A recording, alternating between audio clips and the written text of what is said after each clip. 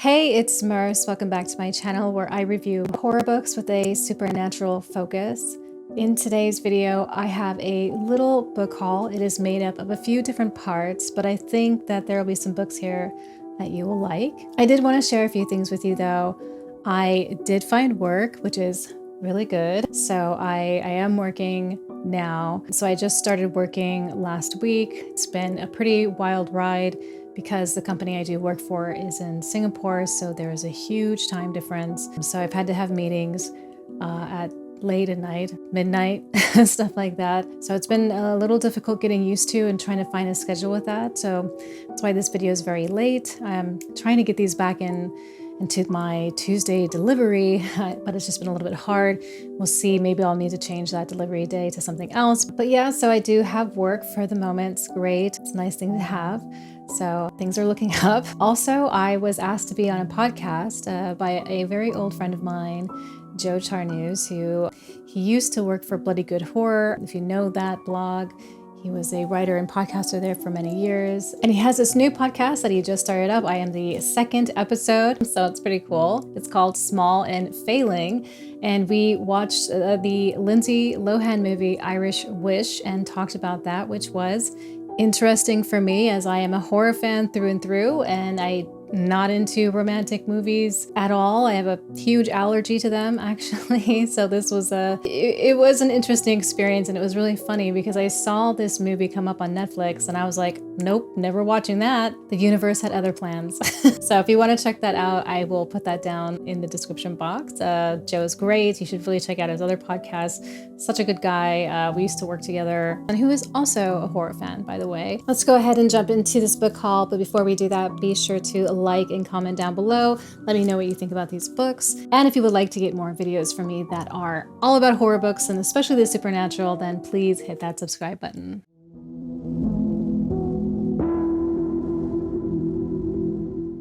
So this first book is not actually a book that I bought. It's a book that I saw in my roommate's little tiny bookshelf that he has, and I picked it up and I was like, may I borrow this for a while? It is The Screaming Skull and Other Great American Ghost Stories. This is edited by David G. Hartwell, who was a very prolific editor in sci-fi and fantasy and horror as well. And it has kind of what you're expecting: Edgar Allan Poe, Mark Twain, Nathaniel Hawthorne, Henry James, Edith Wharton. So a bit of a mix of some older ghostly tales. I did read one in here and I can't remember which one it was. Because these stories are pretty old, these tropes and these storylines are all very familiar to us. So it was a very predictable story for someone in 2024 to read versus, maybe in 18, whatever. I did find it just a little ho-hum, I guess you could say. These have 12 supernatural tales by American writers, including the story of a retired sea captain pursued by the ghostly skull of a woman horribly murdered. The Screaming Skull by F. Marion Crawford, the story of a lover whose death haunts her beloved until she returns to haunt him. Ligeia by Edgar Allan Poe, the story of a young man haunted by a terrible figure who may be his older self. Consequences by Willa Cather, the humorous story of a man haunted by the elephantine ghost of a stone image. And A Ghost Story by Mark Twain, and many more stories. So I love this cover. It is brilliant. I love that there's the skull, its mouth is gaping, it has missing teeth, and also it has little miniature ghosts going through its orbital parts. And of course, this is by Tor. I have been exploring the bookshops in my area. So I did go to Rough Draft. This is a bar in books. They have a tagline that says, read, sip, and repeat, which is great. It's very nice in there. You can get coffee, you can get beer, you can get croissants.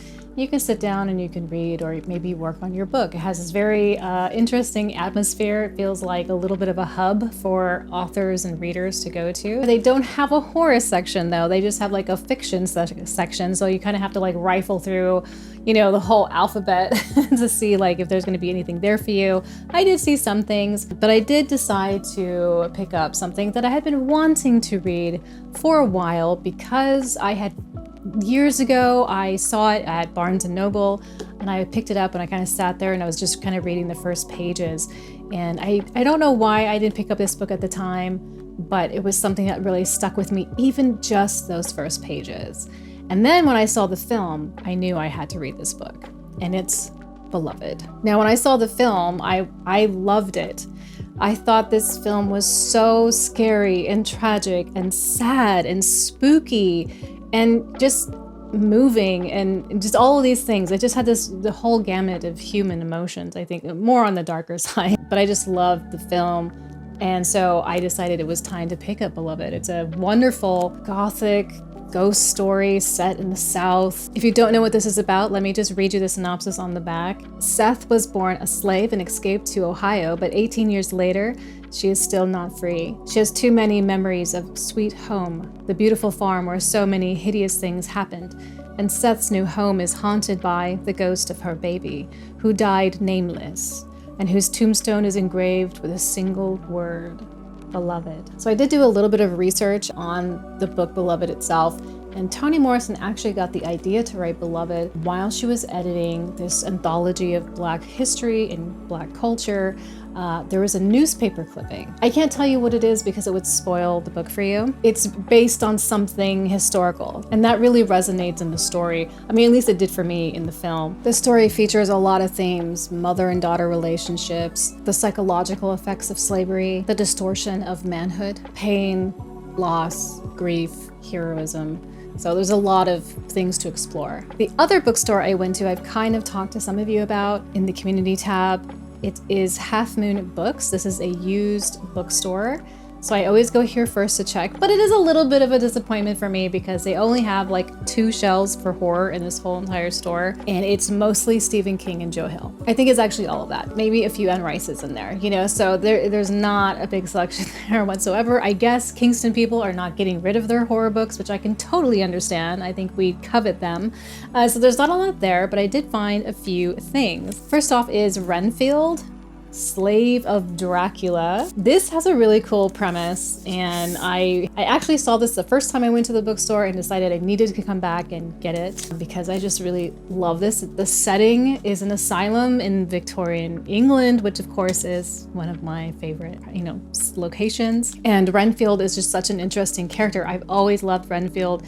He just seems to be like such a quirky, strange person. Like I would love to know more about him, and that is what this book is exploring. So let me read to you the synopsis. When we first meet Renfield, he's an inmate of Dr. Seward's Rushbrook Asylum, scribbling obsessive entries in his diary, penning impassioned letters to his dear wife, Catherine, and becoming slavishly seduced by his violent visions of the Master, harbingers of doom he cannot control. Ordered to hunt down and kill Van Helsing and his companions, Renfield complies.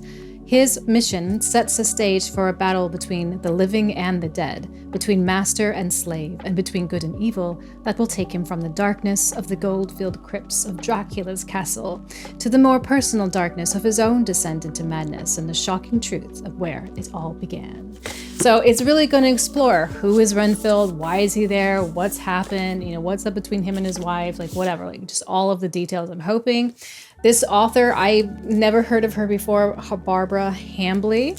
I did look her up really quickly. It seems that she's a pretty prolific, like fantasy, thriller, mystery writer. She also has a huge like vampire series as well. So I don't know anything about her, but this sounds really cool. I'm definitely excited to get into this. I'm in the mood. The next book that I picked up was a really cool find for me because I love old Hollywood. Love it. I've read so many old Hollywood biographies. I love knowing like just facts and details and trivia about like the sets and stuff and costumes and behind the scenes things of old Hollywood, and also true crime of old Hollywood. And when I lived like in the middle of Hollywood, I actually lived in a building where a lot of stars had lived in when they were first starting out, because all of the studios were there, Capitol Records was there, everything was really close by. And so it was pretty neat to kind of just be living, in those spaces. So when I saw this on the shelf, I decided that I had to have it, because it says right on the cover, a Hollywood ghost story. It says Cold Heart Canyon by Clive Barker. He is on the cover looking very dapper. And it is a hefty book, which is kind of funny because when I did a little bit more research into this book, It was apparently supposed to kind of be just maybe a novella. It wasn't supposed to be, I think this is like almost 700 pages. But it seems that he had a lot to say, because one of the things that he does say in his interviews and things about this book was that, you know, he had a lot of beef with the Hollywood system, with the machine, you know, just making movies just seemed to have disheartened him, and he wanted to write about it. So he made it into this story, Cold Hard Canyon. Apparently this is also filled with a lot of Hollywood lore, which I am really, really looking forward to. And also from his own mouth, he says that he has written the most erotic scene ever. So I'm not a big sex scene person, but I'm curious. I mean, I'm curious as to what that is for him. I'm curious. So what is Cold Hard Canyon about? It's about Todd Pickett, who is a Hollywood star, but time is catching up with him. He doesn't have the perfect looks he had last year. After plastic surgery goes awry, Todd needs somewhere to hide away for a few months while his scars heal. As Todd settles into a mansion in Cold Hard Canyon, a corner of the city so secret, it doesn't even appear on any map. Tammy Lauper, the president of his fan club, comes to the City of Angels determined to solve the mystery of Todd's disappearance. Her journey will not be an easy one. The closer she gets to Todd, the more of Cold Hard Canyon's secrets she uncovers. The ghosts of the A-list stars who come to the canyon for wild parties.